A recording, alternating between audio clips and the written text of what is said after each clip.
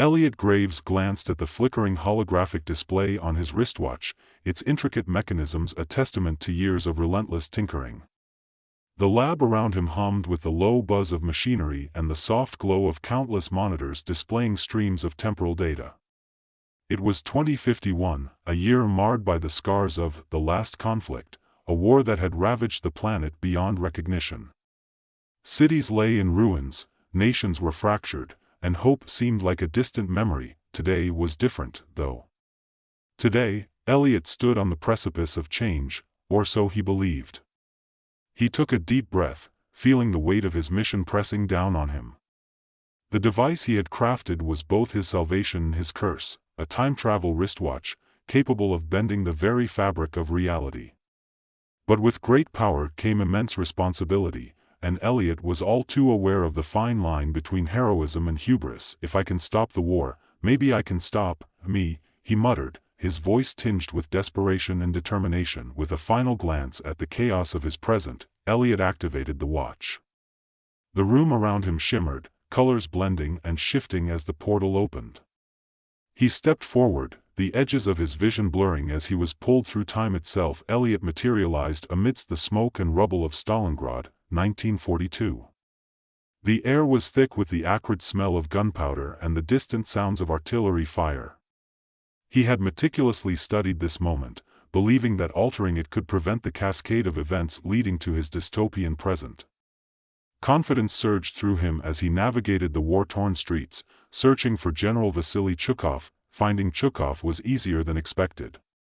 The general was coordinating the defense with the intensity and grit that had become legendary.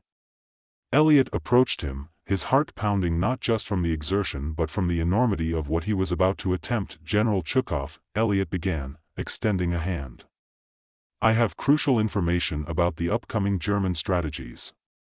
Chukov eyed him suspiciously but took his hand nonetheless. And why should I trust you, stranger? Elliot hesitated, realizing the gravity of his deception. Because if we don't act on this, the entire Eastern Front could collapse, leading to unimaginable consequences. He handed Chukov a list detailing supposed German troop movements and strategies. The general studied the documents, his expression a mix of skepticism and cautious hope. This could change everything, he murmured. As Elliot turned to leave, a nagging sense of unease settled in his stomach. He had done everything right, or so he thought. Back in his lab, Elliot watched as the temporal sensors began to stabilize. A surge of anticipation washed over him. Had he succeeded in preventing the war?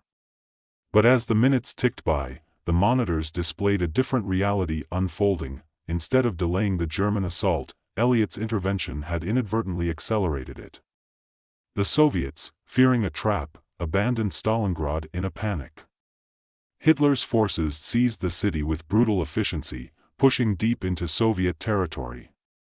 The war took a darker turn, the prolonged conflict leading to the eventual collapse of the USSR and a Europe engulfed in even greater turmoil. Elliot rubbed his temples, the weight of his failure pressing down on him.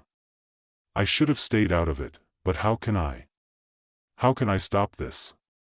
Determined not to give up, Elliot began analyzing the new timeline. Every attempt to change history seemed to spiral into greater chaos, each reset only deepening the dystopian future he was trying to escape.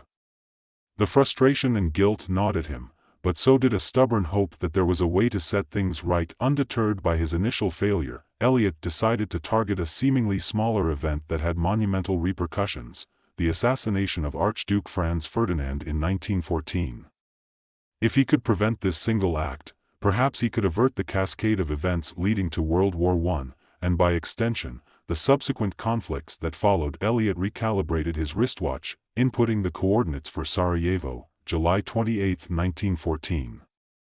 The familiar sensation of temporal displacement enveloped him, and moments later, he found himself standing in a narrow street, the air filled with tension and anticipation. The atmosphere was thick with the impending sense of historical change. He spotted Gavrilo Princip, the young Bosnian nationalist whose actions would ignite the flames of war. Elliot approached cautiously, heart racing. This was his chance to make a difference, to correct the course of history. Mr. Princip, Elliot began, trying to steady his voice. I need to talk to you about what you're about to do. Princip looked up, confusion etched on his face. Who are you? What do you know about my plans? Elliot took a deep breath, attempting to connect. I understand your desire for change, but violence will only lead to more suffering. There has to be another way. He offered bribes, tried to appeal to Princip's sense of duty, even resorted to subtle threats, all in a bid to deter him from the path he was set on. But instead of dissuading the young man, Elliot's interference seemed to amplify Princip's resolve. The assassination still occurred, but in a more violent and public manner, plunging Europe into war much faster and more brutally than history had recorded. Back in 2051, Elliot watched in horror as the timeline again reset. This iteration of the future was a dystopian nightmare beyond his previous vision. Europe was devastated by prolonged trench warfare, biological weapons were unleashed, and the Treaty of Versailles was never signed. The world was in a state of perpetual unrest, each day more harrowing than the last. Elliot sank into a chair, exhaustion and despair washing over him. Why can't I get it right? Every change just makes things worse. As he pondered his failures, a troubling pattern began to emerge. Each time he altered history, a new version of himself appeared in the timeline, each iteration bearing the scars of his misguided attempts. Younger, older, broken, or wiser, each Elliot was a reflection of his own guilt and failure. It was as if his very presence was intertwined with the tragedies he sought to prevent. The realization hit him like a physical blow: he was the betrayer of fate. His attempts to change history were the very catalyst for the disasters he desperately wanted to avoid. Each reset, each new timeline, only deepened his entanglement in the fabric of time, making his quest both futile and self-destructive. Elliot stared into the mirror, seeing countless versions of himself staring back. I am the cause, he whispered, the truth settling heavily in his mind. I am the betrayer of fate. As the days melded into nights, Elliot's obsession grew. He delved deeper into temporal theory, seeking any possible way to break free from the vicious cycle. The lab became his sanctuary and his prison, filled with blueprints, notes, and countless failed attempts to correct his course. Each reset left him more fragmented, his sense of self splintered across the myriad timelines he had inadvertently created. One night, as the lab's artificial lights cast long shadows on the walls, Elliot had a breakthrough. He realized that every intervention he made was not just altering history, it was intertwining his fate with it. The wars, the conflicts, the suffering, they were all extensions of his own internal battles. To change them externally was to confront his deepest fears and regrets. Driven by this newfound understanding, Elliot devised a plan not to change history, but to observe it more closely, to understand the underlying forces that made certain events inevitable. He would stop interfering, allow history to unfold as it was meant to, and focus instead on mitigating the suffering that followed. But fate, it seemed, had other plans. As he prepared for his final attempt to reset the timeline, the temporal energy in the lab surged unpredictably. The wristwatch, once a symbol of hope, now pulsed with an ominous light. Elliot felt a pull, a force beyond his control, drawing him toward an inevitable confrontation with himself. Elliot felt the temporal energy surge through the lab, a maelstrom of light and sound that seemed to defy the very laws of physics. The wristwatch on his wrist buzzed erratically, its once steady pulse now erratic and unpredictable. He reached out instinctively, trying to steady the device, but his fingers met only air as the portal expanded, threatening to engulf everything in its path. Without warning, a force pulled him forward, dragging him through the vortex of time once more. The world around him twisted and contorted, colors bleeding into each other as he was hurled through the continuum. Elliot clenched his teeth, fighting against the pull, but it was futile. He was being thrust toward an unknown destination, a place beyond his understanding. The next moment, he found himself standing in a familiar yet unsettling environment. The lab was the same, but subtle differences were apparent. The monitors displayed more chaotic data streams, and the air felt heavier, laden with a sense of foreboding. Elliot took a moment to regain his bearings, the realization dawning on him that he was not alone. Before him stood another version of himself, older, wearier, with eyes that mirrored his own desperation and guilt. This Elliot radiated a palpable sense of resignation, as if he had long given up the fight.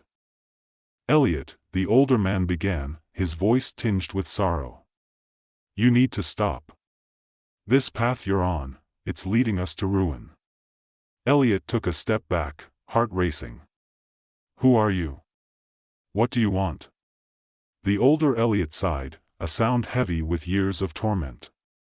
"I'm you, from a timeline that spiraled out of control. Every attempt to change history has only made things worse. You're the betrayer of fate, Elliot. Your interference is the catalyst for every disaster we're trying to prevent." Elliot's mind raced, struggling to comprehend the implications. "But I've been trying to stop the wars, to save lives. How am I the cause of all this?" The older man shook his head. "Every time you go back, every change you make, you're introducing new variables that amplify the chaos. You think you're saving the future, but you're entangling yourself deeper into the web of fate. The wars are inevitable, consequences of human nature and ambition. Your attempts to alter them only highlight our inability to accept this truth." Elliot felt a surge of frustration and confusion. "There has to be another way. If I just find the right moment, the right action." "No," the older Elliot interrupted firmly. "You've tried. And each time, it only leads to more suffering. The key isn't to change the past, but to understand and accept it. To find peace within ourselves, not through altering history." Elliot looked away, grappling with the weight of his older self's words. Doubt gnawed at him, but a flicker of hope remained. If changing the past is doomed to fail, then what? How do we move forward without fixing it? The older Elliot approached him, placing a hand on his shoulder. "By focusing on the present and the future. Use your knowledge to help people now, not by rewriting history, but by influencing the future in small, meaningful ways. Accept that some things cannot be changed, and find ways to mitigate the pain and suffering they cause." Elliot nodded slowly, the enormity of his mission shifting in his mind. "You're saying I need to stop trying to change the past entirely?" "Yes," the older man replied. "Embrace the role you're meant to play. You're not here to rewrite history, but to guide it in subtle ways that honor the lessons learned from those tragedies. Your obsession with altering the past is blinding you to the potential you have in the present." As the older Elliot faded, merging back into the swirling energies of the portal, Elliot stood alone in the lab, the implications of their encounter settling heavily upon him. He felt a profound sense of loss, not just for the timeline he had been trying to fix, but for the version of himself that had succumbed to despair. Determined to heed the wisdom of his future self, Elliot turned his attention back to the wristwatch. If he couldn't change the past, perhaps he could find a way to stabilize the present and influence the future without disrupting the delicate balance of time. Days turned into weeks as Elliot immersed himself in his work, shifting his focus from grand historical interventions to more localized, immediate efforts. He used his knowledge of future events to prevent small-scale disasters, avert accidents, and provide assistance where it was most needed. Each success brought a sense of fulfillment, a stark contrast to the frustration of his previous endeavors. However, the pull of the past lingered in his mind. The wars, the atrocities, he couldn't simply forget them. They were the very reason he had become a time traveler in the first place. Determined to find a middle ground, Elliot delved deeper into temporal theory, seeking a way to influence the future without causing the paradoxes that had doomed his previous attempts. One evening, as he pored over ancient texts and futuristic algorithms, a thought struck him. Perhaps the key wasn't in altering specific events, but in changing the underlying conditions that led to those events. Instead of preventing the wars directly, he could address the root causes, social, economic, and political factors, that fueled them. With renewed purpose, Elliot began developing a new approach. He designed subtle interventions aimed at fostering understanding, reducing tensions, and promoting peace through education and diplomacy. He traveled to pivotal moments in history, not to change the outcome, but to plant seeds of change that could grow organically over time. His first major project took him to the interwar period, a time ripe with instability and resentment following World War I. Eliot focused on influencing key political figures, encouraging them to pursue more conciliatory policies and to seek common ground rather than dominance. He provided insights and advice, gently steering decisions toward more peaceful resolutions. The results were gradual but promising. Tensions began to ease, alliances shifted toward cooperation, and the fervor that had once driven nations to war began to wane. Eliot watched as the future started to reshape itself, the bleak dystopia of his original timeline giving way to a more hopeful and stable world. But just as things seemed to be improving, the wristwatch alerted him to a new anomaly. The temporal sensors indicated a destabilization in the timeline, an unexpected consequence of his interventions. Eliot realized that even his well-intentioned actions were causing ripples, altering the course of history in unforeseen ways. He was faced with a painful truth: no matter how carefully he acted, his presence in the past would always leave an imprint, a change that could cascade into unpredictable outcomes. The more he tried to guide history, the more he realized the inherent chaos of time itself. Feeling the weight of his responsibilities, Eliot sought solace in the one place he knew he could find answers: his encounters with his older self. He decided to travel further into the future, hoping to find another version of himself who might hold the key to breaking the cycle. Eliot activated the wristwatch, setting the coordinates for a distant future where he hoped to find clarity. The familiar sensation of temporal displacement enveloped him, and he was once again thrust through the vortex of time. This time, however, the journey felt different, more controlled, as if he was being guided rather than dragged. He arrived in a serene environment, a stark contrast to the chaotic labs and war-torn landscapes he had previously encountered.